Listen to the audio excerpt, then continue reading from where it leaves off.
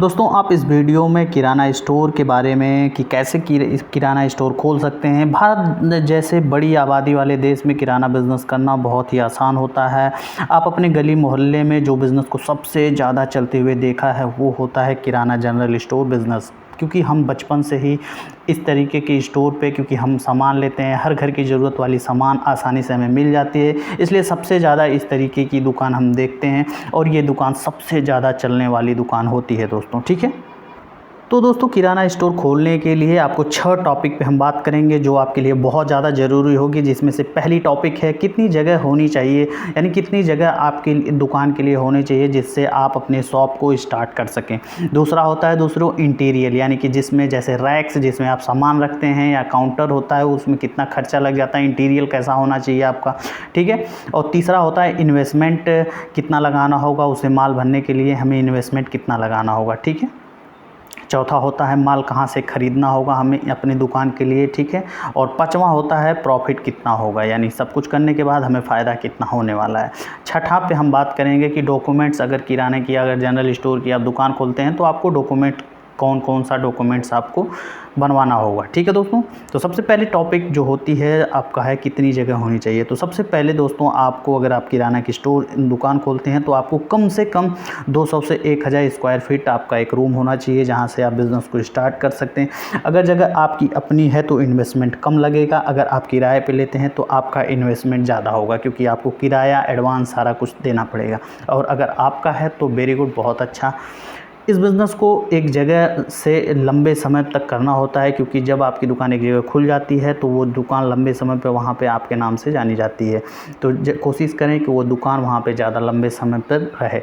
अगर उस जगह पे ज़्यादा आबादी है, यानी ज़्यादा भीड़ भाड़ वाली जगह पे अगर आप अपना शॉप को खोलते हैं तो दुकान जल्दी चलती है, क्योंकि जल्दी प्रचार होती है, लोग जल्दी जान जाते हैं। ठीक है, कोशिश यही होनी चाहिए कि वहाँ पर अगर और भी दुकानें पहले से ना हो तो ज़्यादा अच्छी है, अगर होगी तो थोड़ा बहुत फ़र्क पड़ता है, लेकिन आप अपने माइंड से, अपने बिज़नेस स्ट्रेटजी से, आप अपने दिमाग से बिज़नेस को और आगे ले जा सकते हैं। दूसरी चीज़ बात होती है दोस्तों इंटीरियर कैसा होना चाहिए। आप अपने दुकान में इंटीरियर जितना अच्छा, मतलब जितना गुड लुकिंग, जितना सुंदर दिखेगा उतने ही कस्टमर आपकी दुकान पे आकर्षण होंगे।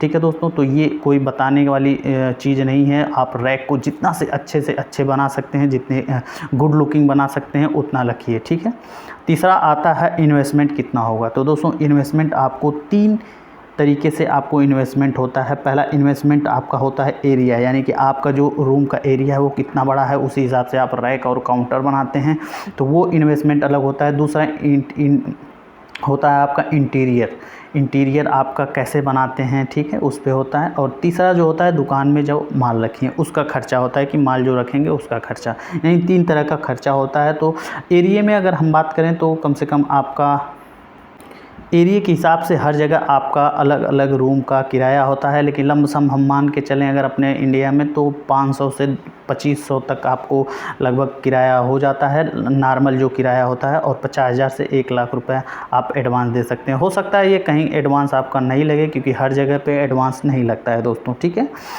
और इसके बाद अगर आप बात करें दुकान में माल के, तो अगर आप शुरुआती इतना खर्चा करने के बाद शुरुआत में आप, अगर आपके पास 1 लाख रुपये 80,000, 75,000 या 75,000 से 1 लाख ही मान लेते हैं, अगर उतना है तो आप खूब अच्छी खासी दुकान आप चला सकते हैं। दुकान में जितना माल भरा रहेगा दुकान उतनी ही आकर्षक दिखेगी और कस्टमर को भी अच्छा लगेगा, तो कस्टमर आपकी दुकान पे आएगा। चौथा पॉइंट होता है दोस्तों माल कहाँ से ख़रीदें। तो दोस्तों जाहिर सी बात है, सबसे बड़ा सवाल यही होता है कि माल हम कहाँ से ख़रीदें, क्योंकि सारा कुछ तो हम कर लेंगे लेकिन माल कहाँ से ख़रीद के लाएँगे। तो दुकान का सामान आप अपने नज़दीकी होलसेलर, क्योंकि हर डिस्ट्रिक्ट में, हर जगह पर आपके अपने शहर में कुछ ऐसे होलसेलर होते हैं जिनके पास सारा माल मिल जाता है होलसेल में। वो सिर्फ़ और सिर्फ दुकानदार जो होते हैं, जो रिटेलर होते हैं, उनको ही देते हैं। तो वहाँ पे आप पता करेंगे आपके लोकल में बहुत ही आसानी से मिल जाता है, हर जगह होता है। ठीक है, आप वहाँ से अपना माल ले सकते हैं, हेल्दी रिलेशन बना के आप अपने ले सकते हैं। और आप थोड़ा सा अपने जो जहाँ से आप माल लेंगे वहाँ से आप बार्गेनिंग करेंगे, क्योंकि बार्गेनिंग अगर आपके अंदर स्मार्टता है और आप बार्गेनिंग कर लेते हैं तो आप जो भी होलसेलर रेट बताएगा उससे भी आप थोड़ा सस्ते में ख़रीद सकते हैं। अगर आपने होलसेलर ने बता दिया और आपने लेके चल दिए तो फिर आप बार्गेनिंग नहीं किए तो आपको वो अपने रेट में देगा। लेकिन हर चीज़ में कुछ ना कुछ जगह ज़रूर होता है, ये आप भी जानते हैं। तो बार्गेनिंग करना सीखेंगे तो वो आपके लिए ज़्यादा फ़ायदेमंद होगा दोस्तों, ठीक है। फिर धीरे धीरे जैसे ही आपकी दुकान काफ़ी लंबे समय तक हो जाती है तो कुछ डिस्ट्रीब्यूटर या कुछ होलसेलर खुद सप्लाई करते हैं। तो जब आपकी दुकान दिखेगी उनको तो वो आपसे खुद कांटेक्ट करेंगे, कुछ सामान के पर्टिकुलर सामान को लेकर वो आपके यहाँ खुद पहुँचा देंगे। बाकी जो सामान वहाँ पे नहीं मिल पाएगा वो आप अपने नज़दीकी होलसेलर से ख़रीद के लाएँगे। पाँचवा चीज़ होता है दोस्तों प्रॉफिट। प्रॉफिट किराना की दुकान में बहुत हज़ारों लाखों सामानें होते हैं, हर सामान पे अलग अलग मार्जिन होता है। 10%, किसी पे 15%, किसी पे 20%, किसी पे 25%, किसी पे 30%, यानी किसी पे 5%, अलग अलग मार्जिन होता है। लेकिन कम से कम अगर ऑन एवरेज हम देखा जाए तो ये आपको 10% कम से कम और ज़्यादा से ज़्यादा 25% आप तक हो जाता है। अगर आप 1 लाख रुपया लगाते हैं तो कम से कम आप 20 से 25 हज़ार रुपया महीना कमा सकते हैं आप अपनी किराना की दुकान से। छठा चीज़ होता है दोस्तों डॉक्यूमेंट्स क्या क्या लगेगा। अगर दोस्तों आप छोटे स्तर पे खोल रहे हैं, गांव में किराने की दुकान खोल रहे हैं तो कोई आपको ज़रूरत नहीं है, आप अपना चला सकते हैं। जब आपका दुकान बहुत बढ़िया चल रहा है या बड़ी हो जाए तो आप डॉक्यूमेंट्स के बारे में सोच सकते हैं, क्योंकि ज़्यादातर लोग अभी भी गांव देहात में कोई डॉक्यूमेंट्स नहीं बनवाते हैं, कोई दिक्कत नहीं होती है, ठीक है। तो आप इस चक्कर में नहीं पड़ेंगे तो ज़्यादा अच्छा रहेगा। और अगर आप बड़े लेवल में काम स्टार्ट करना चाहते हैं तो आपको सबसे पहले आपको फूड लाइसेंस और जीएसटी 2 चीज़ें आपको लेना होगा। अगर आप सिटी में हैं, शहर में हैं, रोड में हैं, बाज़ार में हैं तो आपको लेना बहुत ज़्यादा ज़रूरी है। इन दोनों को अगर आप जीएसटी अगर लेते हैं माल ख़रीदने के लिए, और फूड लाइसेंस ये होता है जो भी आप खाने पीने वाली सामान जो आप बेचते हैं रखते हैं उसमें हम फूड लाइसेंस बनवाना पड़ता है। अगर ये 2 लाइसेंस आप बनवा लेते हैं तो आपके लिए बहुत अच्छा होगा, बाद में आपको कोई दिक्कत नहीं होगी, ठीक है दोस्तों। और एक एडवाइस और है हमारी तरफ से, किराना स्टोर जो लोग खोलते हैं तो सबसे पहले आप अपनी दुकान पे जो भी ब्रांडेड सामान है, जो लोग ब्रांड है, जो लोग जिसका नाम है, जिसका प्रचार आता है, लोगों को समझाना बताना नहीं है, उस सामान को अगर आप रखते हैं तो आपको ज़्यादा प्रॉफिट मार्जिन होगी, ठीक है दोस्तों।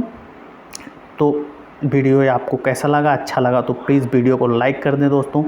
अगर आप नए हैं तो चैनल को सब्सक्राइब कर दें, क्योंकि इस तरीके का वीडियो हमारे चैनल पे ऑलरेडी बहुत ज़्यादा अपलोड भी है और डेली कुछ न कुछ आइडियाज़, बिज़नेस आइडियाज़, प्रोडक्ट को लेके, अनबॉक्सिंग को लेके आप हमारे चैनल पे किसी भी बिस्किट की, किसी भी तेल, रिफाइंड से लेके हर चीज़ की अनबॉक्सिंग, प्राइस सब कुछ बताता रहता हूँ। तो अगर आप हमसे जुड़ेंगे, इस चैनल से जुड़ेंगे तो आपको सारे नॉलेज फ्री ऑफ कॉस्ट मिल जाएगा। उसके लिए सिर्फ आपको रेड वाली बटन दबा के चैनल को सब्सक्राइब करना है, वीडियो को लाइक करना है, ठीक है दोस्तों। फिर मिलेंगे अगली वीडियो में कुछ नए टॉपिक के साथ, कुछ नए जानकारी को लेकर आपके सामने आएंगे। तब तक के लिए दोस्तों नमस्कार, जय हिंद।